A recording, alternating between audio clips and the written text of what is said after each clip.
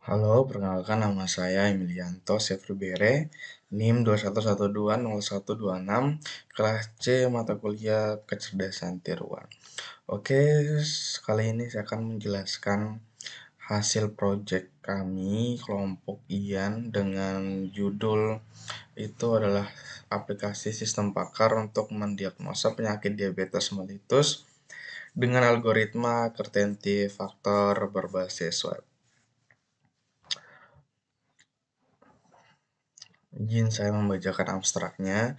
Saat ini teknologi informasi sangat berkembang pesat. Teknologi informasi dapat digunakan dalam segala aspek, termasuk dunia kesehatan. Nah, saat ini tuh aplikasi sistem pakar itu sudah banyak dikembangkan oleh para peneliti dengan beragam metode. Sistem pakar sendiri itu adalah sistem yang mengadopsi cara pikir seorang dokter dalam sebuah sistem komputer. Sistem pakar untuk diagnosa sebuah penyakit memudahkan masyarakat untuk berkonsultasi mengenai kesehatan dan penyakit mereka tanpa harus bertemu langsung dengan pakar atau dokter. Hasil dari diagnosa sistem pakar itu dapat digunakan sebagai rujukan jika ingin berkonsultasi dengan dokter saat melakukan tes kesehatan. Metode yang digunakan dalam sistem adalah Kertenti vector.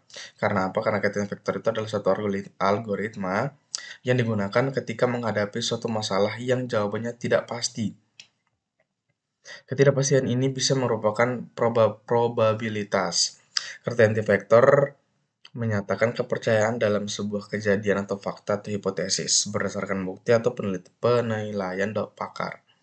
Sistem pakar dengan metode Kertenti vector ini berhasil melakukan diagnosa dengan baik sesuai dengan nilai bobot yang sudah diberikan oleh pakar atau dokter.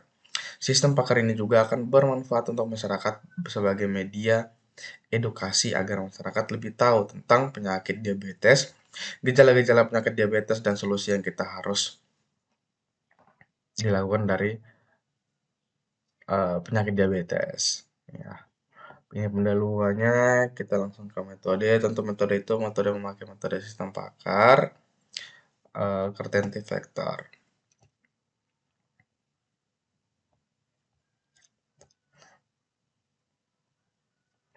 Nah, di sini poin utamanya di sini. Untuk menghitung Kertenti vector atau keyakinannya dari kesimpulan diperlukan bukti kombinasi sebagai berikut. Kombinasinya itu ada ya Kertenti vektor R1, R2, R3 sama dengan CF R1, R2 ditambah CF R3. Nah, seperti itu. Nah, jika 1 minus CF R1, R2, maka CF R1, R2 tambah CF R3 dikurang dengan CF R1, R2 dikali CF R3. Itu untuk kombinasi, bukti kombinasi.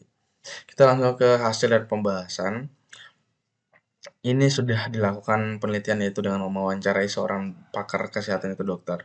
Proses wawancara itu dilakukan untuk memperoleh data gejala penyakit diabetes melalui tipe 1 mellitus, tipe 1 dan tipe 2.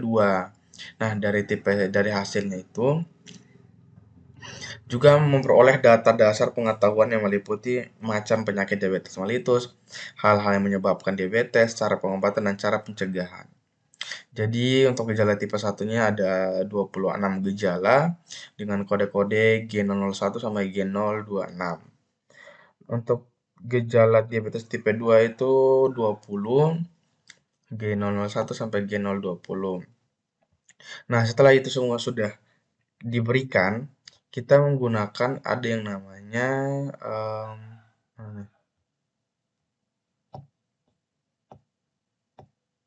aturan-aturannya.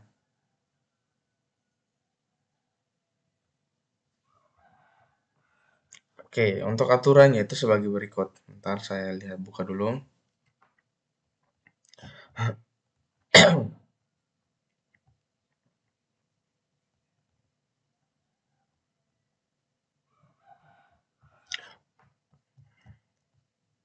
Nah, untuk aturannya, penggunaan metode Kertian vektor itu memerlukan sebuah aturan dengan variabel gejala dan nilai bobot yang sudah diberikan oleh seorang dokter. Nilai bobot kepercayaan yang diberikan pakar adalah 0 sampai dengan 1. Nah, ini tabel 4 itu sebagai contoh perhitungan antara aturan dari percobaan aplikasi yang sudah dibuat. P001 itu adalah um, diabetes tipe 1, P002 terhadap diabetes tipe 2. Jika G001 1,0, N-G002 1,0, N003 dan seterusnya, dan P01. Jadi, jika nilai-nilai ini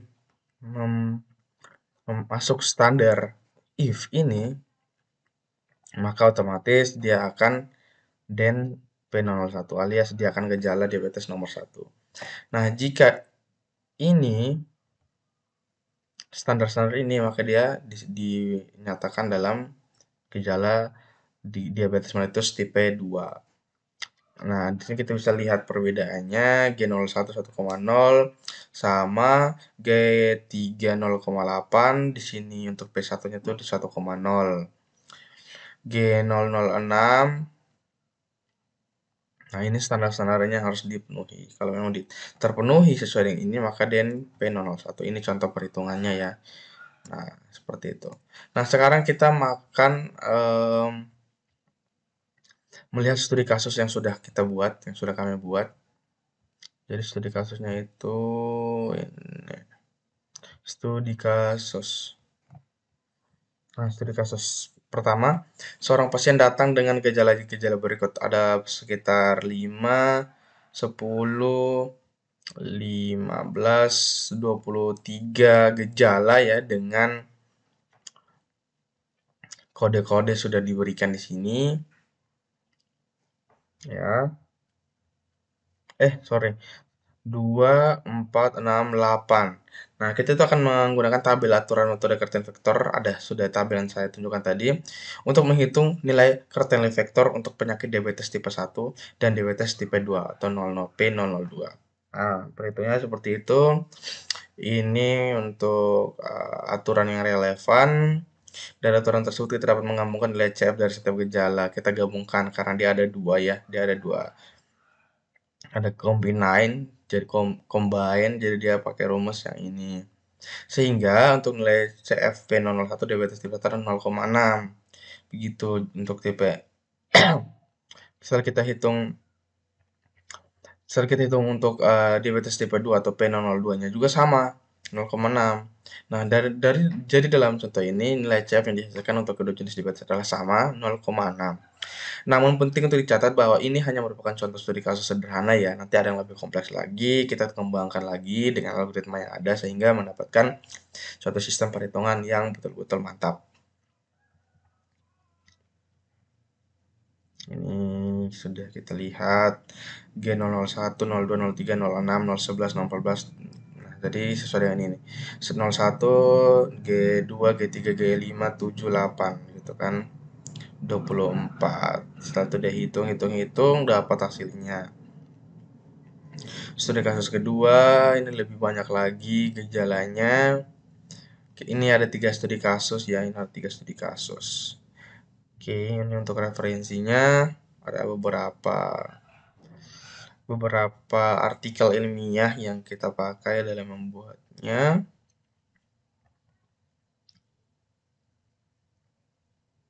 Jadi dia itu menghitung nilai-nilai poin bobot yang sudah diberikan dari setiap gejala. Nah, nanti satu pasien datang dengan 5 gejala. Dari 5 gejala ini kita hitung bobotnya. Jika kita mau menghitung arah ke diabetes tipe 1 atau diabetes tipe 2, kita menggunakan rumus combine untuk mendapatkan hasilnya dari tiap-tiap gejala. Kalau memang ada gejala yang nilai bobotnya lebih tinggi, berarti kemungkinan besar si pasien itu mengidap penyakit diabetes tipe 1 atau tipe 2 sesuai dengan nilai bobot yang tertinggi. Seperti itu.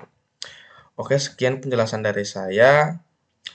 Nama-nama kelompok kami Emilian Tosya Berbere, Jeremias, Domingus, dan Frederikus. Sekian dan terima kasih.